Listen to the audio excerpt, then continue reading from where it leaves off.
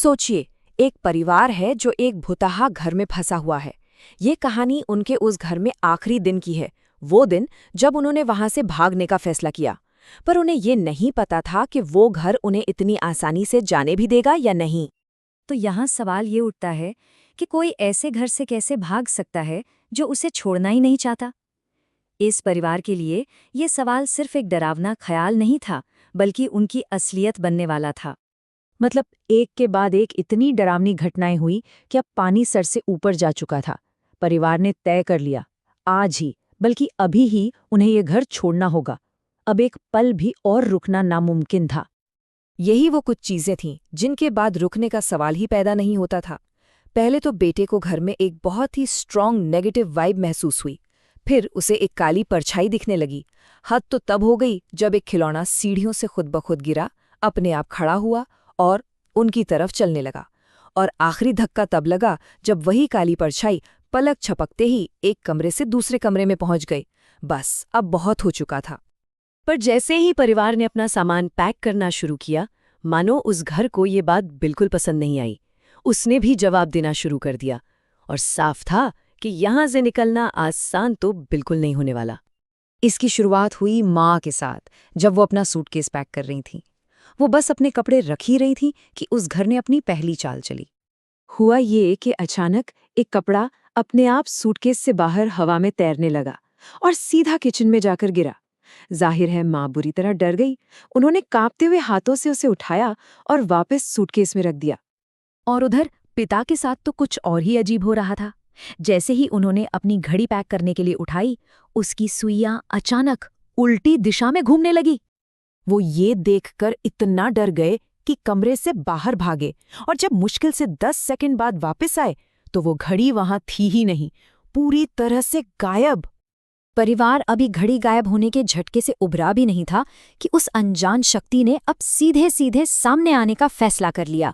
मतलब लुका छिपी का खेल अब खत्म हो चुका था। और जैसे ही वो चीज सामने आई, पूरे परिवार में भगदड़ मच गई। डर के मारे सब अलग अलग दिशाओं में भागे। माँ जान बचाने के लिए ऊपर की तरफ भागी, जबकि पिता और बेटा नीचे ही कहीं छिपने को मजबूर हो गए। और उस साये ने अपना पहला शिकार चुन लिया था। वो थी माँ। वो पहली मंजिल पर बिल्कुल अकेली थी और वो साया ठीक उनके सामने आके खड़ा हो गया। तो अब यहां से शुरू होती है जान बचाने की असली लड़ाई। उस घर से किसी भी तरह बाहर निकलने की एक बेचैन कर देने वाली कोशिश। तभी उस खौफ के बीच माँ को अचानक कुछ याद आया। एक शॉर्टकट सीढ़ी। ये एक छिपा हुआ रास्ता था जो पहली मंजिल से सीधे बाहर जाने वाले हॉलवे में खुलता था। शायद यही बचने का उनका इकलौता रास्ता था। और बस उन्होंने एक पल भी नहीं सोचा, वो फौरन उस सीढ़ी से नीचे उतरी और सीधा घर के बाहर। आखिरकार वो आजाद थीं, वो बच गई थीं। लेकिन माँ तो बच गई, पर अब उस साये का पूरा ध्यान घर के अंदर छिपे पिता और बेटे पर था। खतरा अभी बिल्कुल भी टला नहीं था। पिता और बेटे ने भी वही रास्ता अपनाया। उन्होंने एक दूसरी शॉर्टकट सीढ़ी पकड़ी और पहली मंजिल पर पहुंच गए। पर यहां उन्होंने गजब की हिम्मत दिखाई। वो वापस बेडरूम में गए, अपने सूटकेस उठाए और फिर मेन सीढ़ियों से नीचे की ओर भागे। हर पल डर था, पर वो किसी तरह दरवाजे तक पहुंचे और बाहर माँ के पास आ गए। वो कामयाब हुए, वो भी घर से बाहर थे, पूरा परिवार एक साथ सुरक्षित।